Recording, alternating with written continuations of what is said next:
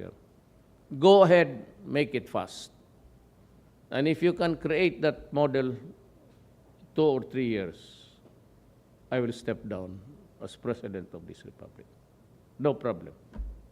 No problem at all. I said that's why I said, for those who are asking for my ouster, do not dream about it. Eventually, I will. If you do not like me, go for the federal type, and you are freed of my presence in government. I'd like that thing to disabuse the minds of the people and to remember it. I have no illusions at all.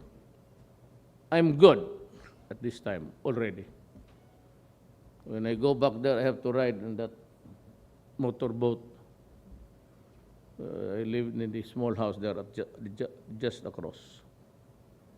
I do not stay here because I said they do not, the ghosts here do not wait for nighttime and darkness. They are there even in daytime, as early as 8 o'clock in the morning. And if I stay at I don't know where it is, you just might feel that someone is beside you. If it's a white lady, I will willingly oblige. The problem is when we begin to chat, there's a Caucasian there, because when the one stayed there were the Spaniards and the Americans. You can find a man with the bird with the pipe in his mouth, and that would be scary. Most of the presidents here in the past were the Spaniards and the Americans. And there's somewhere these tales where the mother of our national hero begged the Spaniard Governor General at the time to spare his son's life. There's a place there where she knelt down and cried and pleaded for mercy. National hero natin. But the only thing about her is the memory. Otherwise, it's all wood. It's not a palace, actually. It's full of rooms there and there. But I'm glad that you have had the chance to visit me or the palace for the first time, whichever is convenient to you. To see me first or the palace, it's okay, but that is my story to you tonight. Thank you, and good night.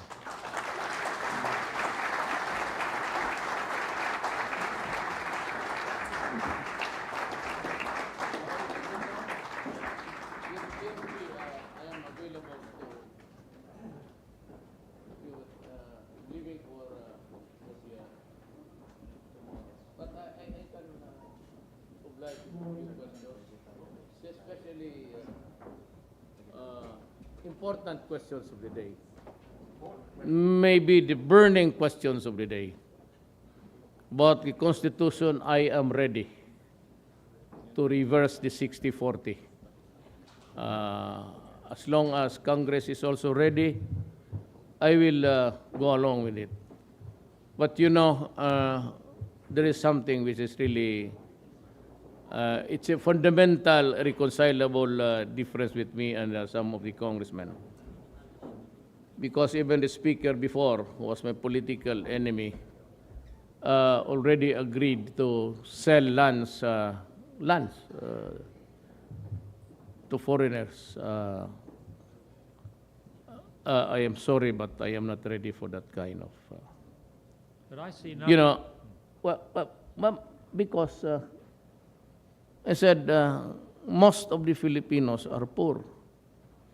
And with the growing economy of the super giant China and the rest, you know, they can always come here and buy the land. And they can buy the whole of Tondo and relocate.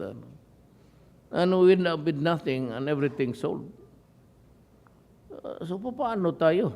In the future, would be standing or living on a lot of a subdivision owned by a foreigner.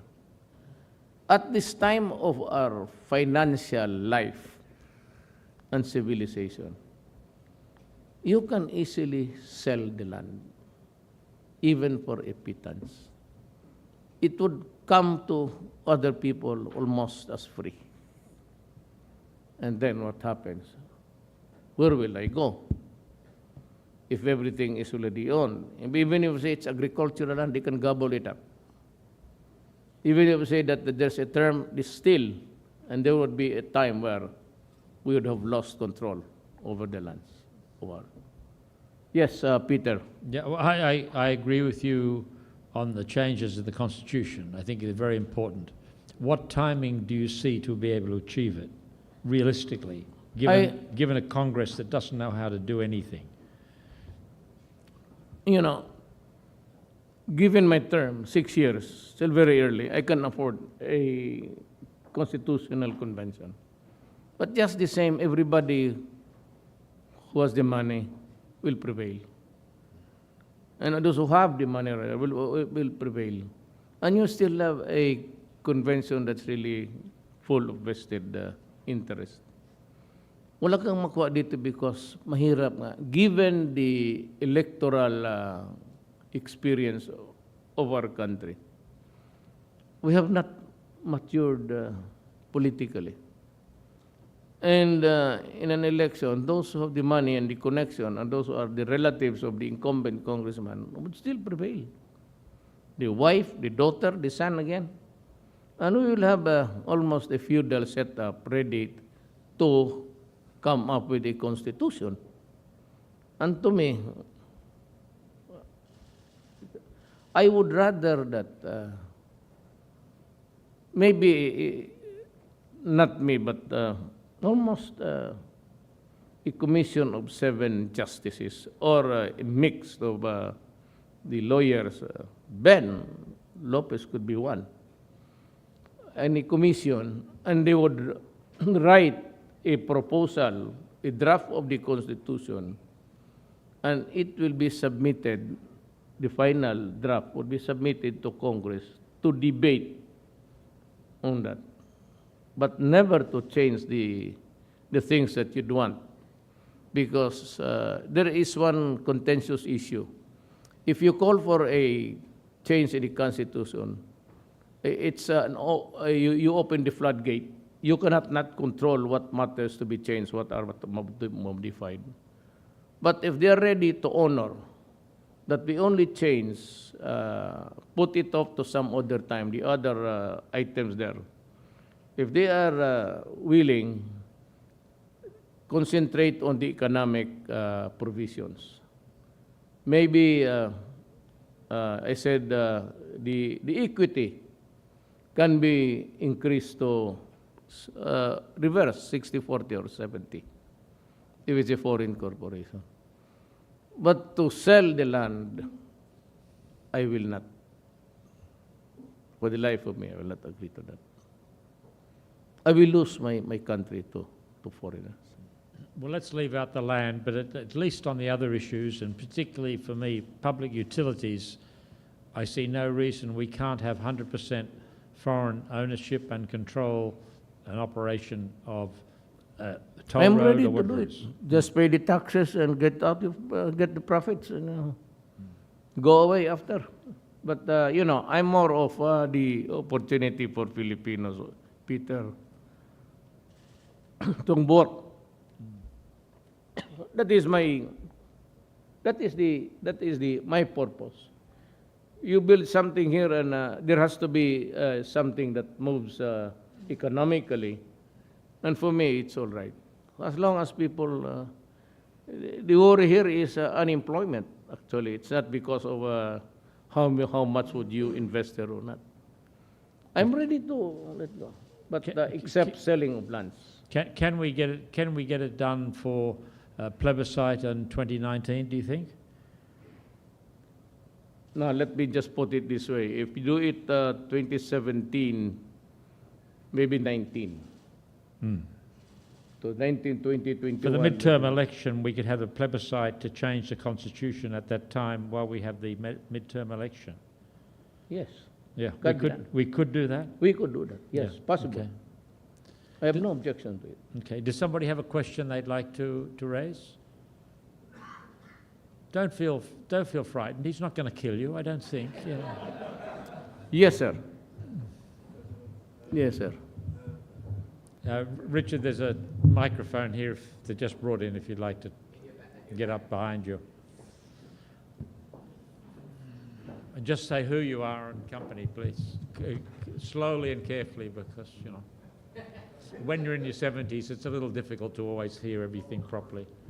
Mr. President, my name is Richard Barclay. I'm with Manila North Harbour. Can you please move a little bit? You can bend your head or bring it up. Is that better? Yes, Yeah. that's better. My name is Richard Barclay. I'm from Manila North Harbour. I'd just like to ask Mr. President, there was the talk about reducing monopolies, duopolies, and allowing people to choose the most efficient way of moving their products or goods or transport into and out of the country or within the country. Seems not to be moving as fast as what it could be, even though there are some laws in place. I wondered what your thoughts were on, which you mentioned some time ago when we spoke Yes, several months ago. Yeah. the only way to have these things cheaper, actually, electric and telecommunications, is to open up for competition. So you'll just do away with monopoly in the sense that you allow other players outside to enter into the picture. And that would lower everything, including energy. I'm sure of that. I'm not trying to, Rod here used to be the Vice President of Globe, but he's now a cabinet member, so his interest is for the people. I am ready to open these things about public utilities, especially energy and technology.